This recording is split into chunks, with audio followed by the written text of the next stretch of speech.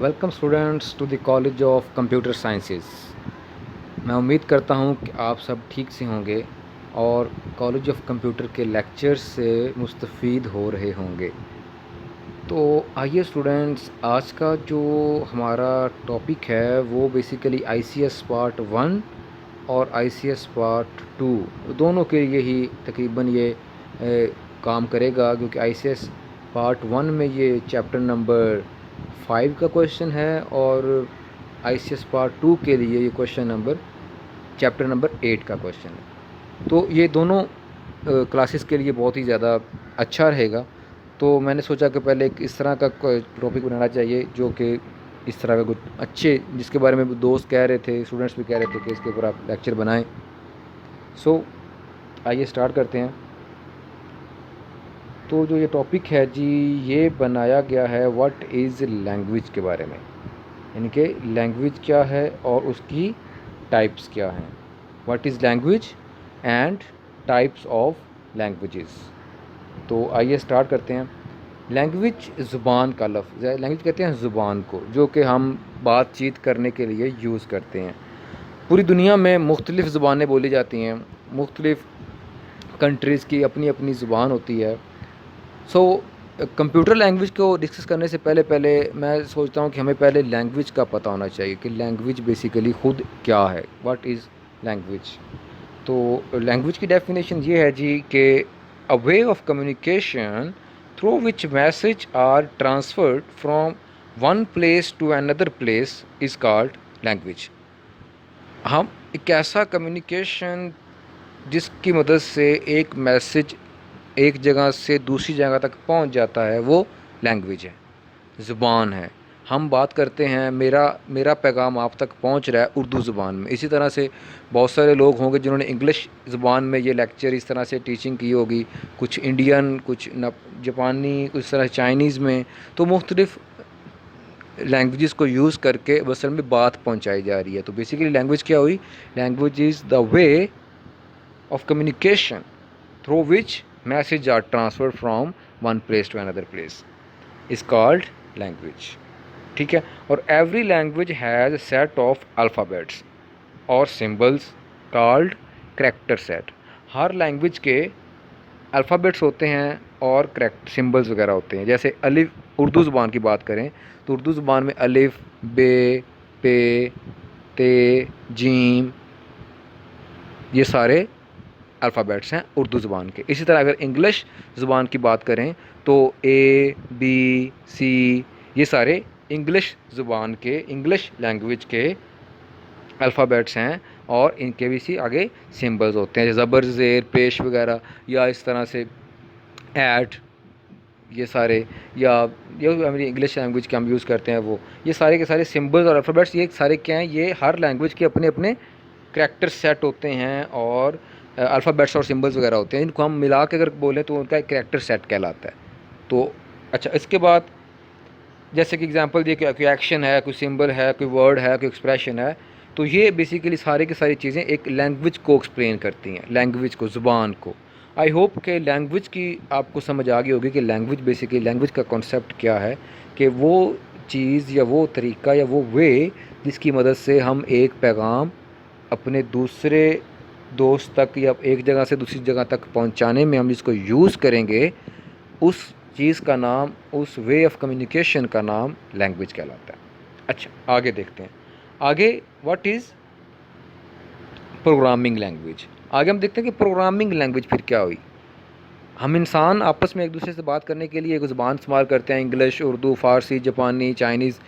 अच्छा, ये तो होगी लैंग्वेज। लेकिन अगर हम इंसान कंप्यूटर से बात करना चाहें, यानी कि when a person talk to computer, then हम कौन सी लैंग्वेज का इस्तेमाल करेंगे? तो बेसिकली सिंपल सी बात है, तब हम प्रोग्रामिंग लैंग्वेज का इस्तेमाल करेंगे। जी हाँ, बिल्कुल। A way of communication between user and computer called programming language. यानी कि यूज़र और कंप्यूटर के दरमियान में कम्युनिकेशन करवाने वाली जो लैंग्वेज है वो है जी प्रोग्रामिंग लैंग्वेज। आई होप कि आपको समझ आई होगी। अच्छा, it is also refer to a sequence of instructions that enable the computer to do something। ये भी बेसिकली एक तरतीब शुदा इंस्ट्रक्शंस का सेट होता है जो कि हम कंप्यूटर को देते हैं कुछ करने के लिए। बात तो करनी है ना कंप्यूटर से, तो हम कंप्यूटर से बात करेंगे तो हम उसको कोई तरतीब से उससे बात करेंगे। उससे कंप्यूटर से को कोई चीज़ समझानी है या कंप्यूटर को कोई चीज़ बतानी है तो उसको किसी न किसी तरतीब से सीक्वेंस ऑफ इंस्ट्रक्शंस को बताएंगे, फिर जाकर कंप्यूटर उसके ऊपर वर्किंग करेगा, उसको समझेगा और हमारी फिर उसके मुताबिक हमें रिज़ल्ट देगा।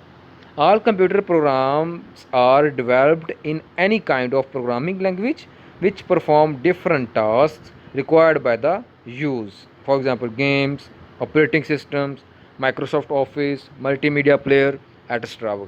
अच्छा, तमाम के तमाम कंप्यूटर प्रोग्राम्स जो भी आप देखते हैं, जो भी आप यूज़ करते हैं, वो बनाए जाते हैं किसी ही ना किसी लैंग्वेज का इस्तेमाल करके। कोई ना कोई लैंग्वेज लाजमी इस्तेमाल हुई होती है। जब भी आप प्रोग्राम चला रहे हो, अभी आप यूट्यूब देख रहे हो, अभी आप या मोबाइल पे देख रहे हो, तो ये यूट्यूब एप्लीकेशन भी जो आप यूज़ कर रहे हो ये भी बेसिकली किसी न किसी लैंग्वेज में ही लिखी गई है।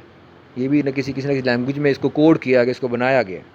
सो एवरीथिंग जो भी कंप्यूटर के अंदर कोई गेम है, कोई ऑपरेटिंग सिस्टम है, Word, Excel, PowerPoint, Photoshop, Corel Draw, multimedia player, MX player, ये सारी चीज़ें किसी न किसी लैंग्वेज से ही लिखी गई हैं, किसी न किसी लैंग्वेज से ही बनाई गई हैं। अच्छा, मुझे उम्मीद है कि आपको ये समझ आई होगी। अच्छा, अगली स्लाइड पे देखते हैं जी कि सिंटैक्स ऑफ प्रोग्रामिंग लैंग्वेज क्या है। सिंटैक्स बेसिकली कहते हैं जी रूल्स को, कानून, लैंग्वेज के कानून। Rules of a language to written a program are called syntax. Syntax क्या हुए? किसी भी प्रोग्राम को लिखने के जो कानून हैं उनको हम सिंटैक्स कहेंगे। क्या आप फॉर एग्ज़ाम्पल हम उर्दू ज़ुबान की बात करते हैं, चलो एक छोटी सी एग्ज़ाम्पल देता हूँ कि अगर अलिफ़ बे पे ऐसी है ना, तो अगर अलिफ़ और बे और पे की जगह पे पी लिख दिया जाए तो क्या ये चलेगा? नहीं चलेगा, डेफिनेटली नहीं चलेगा, क्योंकि ये उर्दू लैंग्वेज के रूल्स के ख़िलाफ़ है। ऐसे ही हुआ ना, जैसे हम ए बी सी लिख रहे हैं तो ए बी सी डी की जगह पे डाल लिख दूँ उर्दू वाला, तो चलेगा? नहीं चलेगा। क्यों नहीं चलेगा? क्योंकि ये उर्दू की रूल्स के ख़िलाफ़ है, उर्दू लैंग्वेज के रूल्स के ख़िलाफ़ है। तो basically every programming language has its own syntax to write different instruction. हर लैंग्वेज के अपने रूल्स हैं जिनके अंदर वो इंस्ट्रक्शंस को लिख सकते हैं। जैसे उर्दू के रूल्स में पे की जगह पे पी नहीं आ सकता, जैसे इंग्लिश के लैंग्वेज के रूल्स में डी की जगह पे डाल नहीं आ सकता, इसी तरह से हर लैंग्वेज के अपने अपने रूल्स होते हैं जिन रूल्स को फॉलो करके इंस्ट्रक्शंस को लिखा जाता है। अच्छा, आगे, violation of the syntax of any programming language generate errors in the program. और जब आप वायलेट करोगे किसी भी लैंग्वेज के सिंटैक्स को, यानी कि किसी भी लैंग्वेज के रूल को वायलेट करोगे तो एक एरर आ जाएगा, आपका प्रोग्राम सक्सेसफुली एग्जीक्यूट नहीं होगा, एरर आ जाएगा। अच्छा, ये तो हो गया सिंटैक्स। आगे बात करते हैं यूज़ ऑफ प्रोग्रामिंग लैंग्वेज। अब प्रोग्रामिंग लैंग्वेज को हम कैसे कैसे किस किस जगह पर यूज़ कर सकते हैं, आइए देखते हैं। Programmers use different programming languages to develop different softwares. मुख्तलिफ़ प्रोग्रामर्स मुख्तलिफ़ किस्म की लैंग्वेजेस को यूज़ करते हैं मुख्तलिफ़ किस्म के सॉफ्टवेयर्स को बनाने के लिए। हर तरह की लैंग्वेज, हर तरह के सॉफ्टवेयर्स, मुख्तलिफ़ लैंग्वेजेस। जैसे अगर एग्जांपल में बताऊंगा, लैंग्वेज फॉर डिफरेंट पर्पसेस, मुख्तलिफ़ किस्म की लैंग्वेजेस को बनाया गया है मुख्तलिफ़ किस्म की एप्लीकेशंस बनाने के लिए। जैसे कि साइंटिफिक एप्लीकेशंस बनाने के लिए भी एक लैंग्वेज है, जैसे कि कैलकुलेटर बनाए जाते हैं तो वो साइंटिफिक लैंग्वेज यूज़ की जाएगी।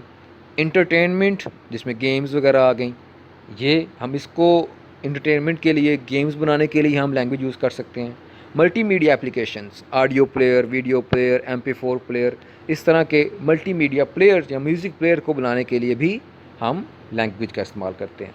देन बिज़नेस सॉल्यूशंस, जैसे कि इन्वेंट्री कंट्रोल सिस्टम आ गया या ऑफिस आ गया, या जिसके अंदर हम ये EMS यूज़ करते हैं या DBMS यूज़ करते हैं। इस तरह के इन्वेंट्री कंट्रोल सिस्टम के जो भी सारे के सारे सॉफ्टवेयर्स वगैरह होते हैं वो भी किसी न किसी प्रोग्रामिंग लैंग्वेज में ही लिखे जाते हैं, किसी न किसी प्रोग्रामिंग लैंग्वेज का ही यूज़ करके उसको बनाया जाता है। तो उसके अलावा वेब डेवलपमेंट, जैसे वेबसाइट्स बनाई जाती हैं तो वेबसाइट भी किसी ना किसी लैंग्वेज की मदद से बनाई गई है। जैसे नॉर्मल आप बेसिक्स अगर सीखना चाहते हो तो HTML hyper text markup language use करते हैं वेबसाइट को डिज़ाइन करने के लिए, उसको क्रिएट करने के लिए। हम CSS यूज़ करते हैं, जावा यूज़ करते हैं, जावास्क्रिप्ट यूज़ करते हैं, पैंथन यूज़ करते हैं, ठीक है, C++ यूज़ करते हैं। ये सारी लैंग्वेजेस हैं जो कि हम यूज़ करते हैं ताकि कोई ना कोई चीज़ अपनी रिक्वायरमेंट के मुताबिक डेवलपर उसको बना सके। तो जी आगे देखते हैं। आगे है जी टाइप्स, यानी कि लैंग्वेज की टाइप्स कितनी हैं, कितनी टाइप्स की लैंग्वेज है। तो देखा जाए तो बेसिकली लैंग्वेज की तो मेन जो टाइप्स हैं वो तो दो हैं। एक आता है हाई लेवल लैंग्वेज और एक है लो लेवल लैंग्वेज। लैंग्वेज बेसिकली खुद एक चीज़ और लैंग्वेज के आगे दो फर्दर टाइप्स आती हैं जो कि हैं हाई लेवल और लो लेवल। अच्छा, लो लेवल लैंग्वेज की आगे फर्दर फिर दो टाइप्स हैं, मशीन लैंग्वेज और असेंबली लैंग्वेज। वैसे तो इसकी और भी आगे एक्सप्लेन है इसके अंदर, लेकिन ICS पार्ट 1 और पार्ट 2 तक के लिए अगर देखा जाए तो ये इतना ही काफ़ी है। वैसे तो ये 3rd generation, 4th generation, 5th generation language आ गई है। तो बेसिकली वो हाई लेवल लैंग्वेज की एग्जांपल्स में आती है। हाई लेवल लैंग्वेज आगे 3rd, 4th और 5th जनरेशन में चली गई है, लेकिन ये 1st और 2nd जनरेशन है। यानी कि मशीन लैंग्वेज 1st जनरेशन कह लें, असेंबली लैंग्वेज 2nd जनरेशन कह लें। उसके बाद हाई लेवल लैंग्वेज में 3rd जनरेशन, 4th और 5th आती हैं। वो 3 हाई लेवल लैंग्वेज में आती हैं। अच्छा, ये तो हो गया इसकी टाइप्स ऑफ लैंग्वेज के बारे में। अब हम इसको एक एक करके डिस्कस करते हैं। अच्छा, तो आगे है जो पहली जो हम बात डिस्कस करने वाले हैं वो है features of low level language के बारे में, कि जो लो लेवल लैंग्वेजेस हैं उनके कौन कौन से फीचर्स हैं और वो क्या क्या काम करती हैं। Low level languages are close to machine, पहली बात। It is machine dependent. उसके बाद it is difficult to understand by humans और users. This language require deep understanding of computer architecture to write program in it. Low level languages are used to write program to fulfil the hardware requirements.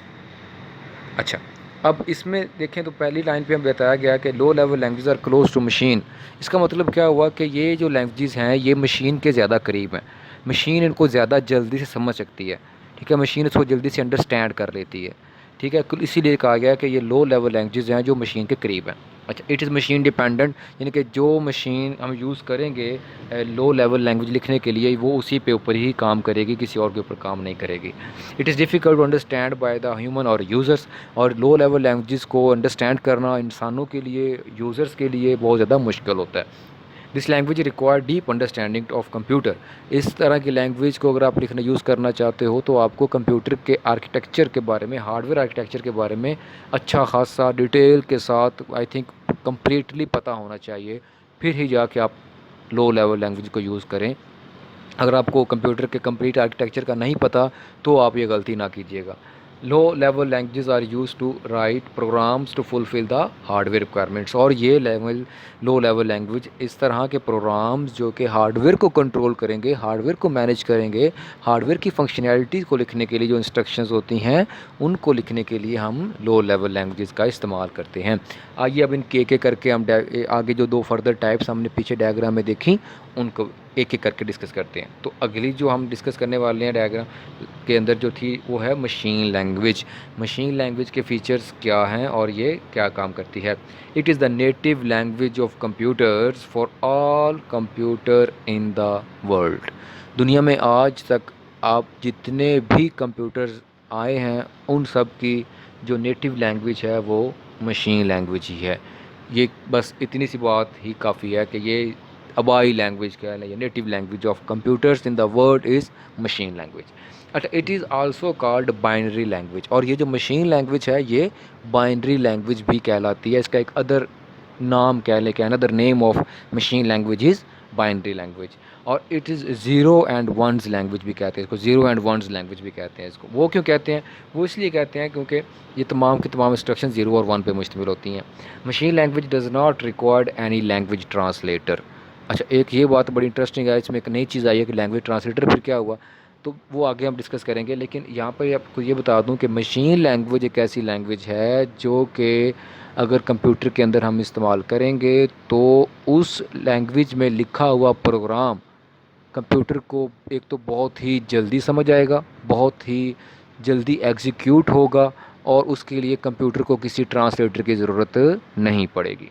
अच्छा, then instruction consist of zeros and ones, वो भी पहले मैंने बात की कि जो instructions हम लिखेंगे वो ज़ीरो और वन के बराबर है, यानी कि बस है ही ज़ीरो और वन, 1100 1100 यही चीज़ें हैं बस, और कुछ नहीं है।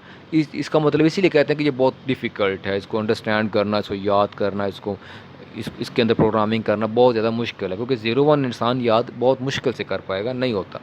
अच्छा, मशीन डिपेंडेंट, ये मशीन लैंग्वेज जो है ये मशीन डिपेंडेंट है। इसका मतलब क्या हुआ कि programs written in machine language can not run on an other type of machine. जैसे कि if a program is written on Intel machine then program runs only on Intel machines. अगर आपने एक प्रोग्राम इंटेल मशीन पर लिखा तो आप उसको सैमसंग की मशीन पर चलाना चाहते हो तो वो नहीं चलेगा। क्यों नहीं चलेगा? क्योंकि it is called machine dependent.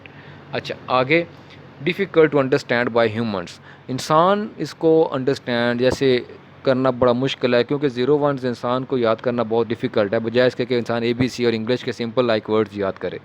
It is difficult to understand by humans. अच्छा, उसके बाद difficult to write program in it, जैसी बात है जब समझना मुश्किल है तो फिर इसके अंदर प्रोग्रामिंग करना भी मुश्किल होगा, उसको फिर डीबग करना भी मुश्किल हो जाएगा। सो इट इज़ डायरेक्टली, और एक और फ़ायदा क्या है कि it is directly executed by computer, computer इसको डायरेक्टली एग्जीक्यूट करेगा, कोई ट्रांसलेटर वगैरह इसके लिए नहीं चाहिए। Program written in machine language is called object code. और एक बात जो कि बताना थी कि जो मशीन लैंग्वेज में लिखा हुआ प्रोग्राम होगा उसको, जो हम प्रोग्राम पूरा लिख लेंगे उसको हम क्या कहेंगे? उसको हम ऑब्जेक्ट कोड कहेंगे। ऑब्जेक्ट कोड की जो एक्सटेंशन होती है वो .obj होती है। Extension of machine language code is .obj। जैसे हम बात करते हैं कि एक song.mp3, song.mp4, तो जो .mp3 और .mp4 है ये एक्सटेंशंस कहलाती हैं। ये बताती हैं कि इस फाइल के अंदर किस किस्म का डाटा पड़ा हुआ है। जैसे हम कहते हैं कि song.mp3, तो हमारे दिमाग में आइडिया आ जाता है कि mp3 आया, इसका मतलब इसमें ऑडियो गाना है। या हम song.mp4 कहते हैं तो हमें, हमारे जहन में आ जाता है कि ये mp4 है, इसका मतलब ये वीडियो है। इसी तरह से जब हम कोई लैंग्वेज, मशीन लैंग्वेज में कोई चीज़ लिखेंगे तो हमारा जो को प्रोग्राम बनेगा उसकी एक्सटेंशन कैसे आएगी? .obj में। तो ये याद रखिएगा कि .obj का मतलब मशीन लैंग्वेज में लिखा हुआ प्रोग्राम है।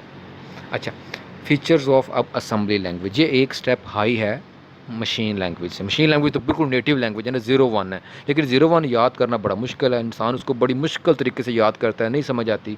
तो फिर क्या गया, थोड़ा सा एक स्टेप ऊपर आया, एक स्टेप ऊपर आ गए। ऊपर आने के बाद क्या हुआ कि उसको असेंबली लैंग्वेज कहा गया, जो अगली लैंग्वेज बनाएगी उसको असेंबली लैंग्वेज कहा गया। It is called symbolic language. क्या? Symbolic language. सिम्बॉलिक लैंग्वेज से मुराद के ऐसी लैंग्वेज जिसके अंदर सिम्बल्स यूज़ हुए, बजाय इसके कि ज़ीरो वन यूज़ किया जाए सिम्बल्स यूज़ किए गए।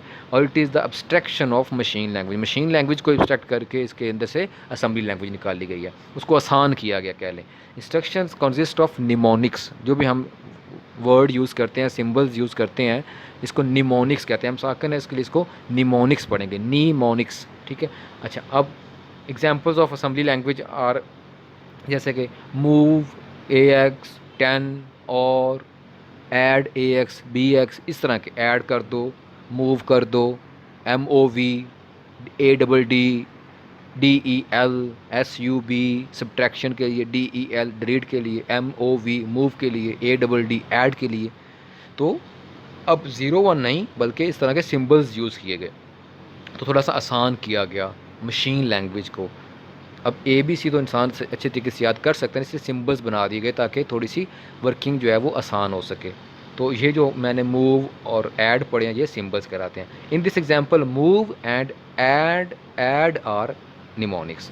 ये ऊपर एग्जांपल दी गई, इसमें मूव और ऐड ये दो एग्जांपल्स हैं, यानी कि निमोनिक्स की एग्जांपल्स हैं। This language is second generation programming language. जो पहली जनरेशन थी वो मशीन लैंग्वेज ज़ीरो वन, उसके बाद जो दूसरी जनरेशन वो निमोनिक्स वाली आ गई, जो हमने शुरू में बात की थी। तो असेंबली लैंग्वेज रिक्वायर्ड ट्रांसलेटर, और वो कहलाएगा assembler. Assembler is required translator assembly language into machine language. अच्छा, बात ये हुई कि मशीन लैंग्वेज में ही एटलीस्ट जाना है, क्योंकि कंप्यूटर को जो समझ आता है वो ज़ीरो वन है। कंप्यूटर को सिर्फ़ और सिर्फ एक ही लैंग्वेज समझ आती है और उसका नाम है मशीन लैंग्वेज। अगर हम कंप्यूटर से बात करना चाहते हैं दैन हमें मशीन लैंग्वेज का पता होना चाहिए, मशीन लैंग्वेज में हमें उसे समझाना पड़ेगा। लेकिन हम तो अब बात कर रहे हैं असेंबली लैंग्वेज की। असेंबली लैंग्वेज में तो मशीन लैंग्वेज की वर्डिंग नहीं है, असम्बली लैंग्वेज में तो ADD MOV आ गया, लेकिन मशीन लैंग्वेज में तो 0 1 है। तो अब हम ADD और 0 1 को ऐड को और मूव को हम 0 1 में ट्रांसलेट करेंगे, ताकि हम वो अपनी बात जो असम्बली लैंग्वेज से हमने लिखी है, असम्बली लैंग्वेज को इस्तेमाल किए हुए हमने जो एक प्रोग्राम लिखा है उसको हम ट्रांसलेट कर दें मशीन लैंग्वेज में, ताकि मशीन उसको समझ सके। यानी कि ADD और MOV को 0 1 में कन्वर्ट कर दिया जाए, ताकि वो 0 1 जो है वो कंप्यूटर फिर उसको अंडरस्टैंड कर सके। और अब ये 0 1 में कन्वर्ट करने के लिए हमें ट्रांसलेटर चाहिए, और वो ट्रांसलेटर असम्बली लैंग्वेज के लिए क्या है, असम्बलर। आई होप कि आपको असम्बली लैंग्वेज की समझ आई होगी। आगे फर्दर इसके बारे में डिस्कस करते रहेंगे। अच्छा, इसके बाद जैसे ये मशीन लैंग्वेज, फिर हार्डवेयर, सबसे पहले हार्डवेयर है, हार्डवेयर के ऊपर मशीन, फिर असम्बली, फिर हाई लेवल, फिर फोर्ट्रान, सी एंड फिर पास्कल, ये इसकी एग्जांपल्स में आता है। अच्छा, अब बात करते हैं जो हमारी जो मोस्ट यूज्ड लैंग्वेज है, वो features of high level language हैं। हाई लेवल लैंग्वेज जो कि आजकल बहुत ज़्यादा इस्तेमाल होती है, जो कि बहुत ज़्यादा, बल्कि कह लें कि उसका इस्तेमाल भी है, उसका यूज़ भी है, उसका स्प्रेड भी है, उसके डेवलपर भी ज़्यादा हैं, उसका नॉलेज भी आसान है। So this language is close to humans. क्यों? क्योंकि ये इंसान के करीब है। पहले हमने मशीन लैंग्वेज पढ़ी, वो इंसान से, वो मशीन के करीब थी। जो हमारी लो लेवल लैंग्वेज थी वो मशीन के करीब थी, इसीलिए उसके डेवलपर बहुत कम है, वो इंसान नहीं समझ पाता। लेकिन जब हम हाई लेवल लैंग्वेज की बात करते हैं तो high level language close to human है, ये इंसान के करीब है, इंसान इसको सही समझ सकता है। क्यों समझ सकता है? क्योंकि ये यूज़र फ्रेंडली है। यूज़र फ्रेंडली इसलिए है क्योंकि इसके अंदर ABC simple English like words हम यूज़ करते हैं।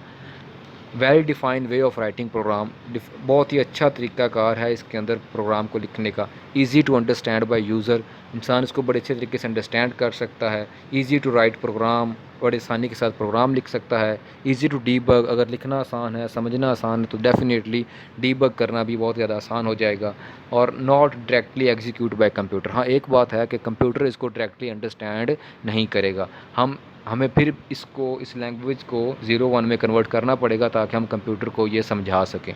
ठीक है, सो हमें ट्रांसलेटर चाहिए होगा, रिक्वायर्ड लैंग्वेज ट्रांसलेटर और लैंग्वेज प्रोसेसर, ताकि हमारी हाई लेवल लैंग्वेज में जो लिखा हुआ प्रोग्राम है उसको हम 0 1 में कन्वर्ट कर सकें।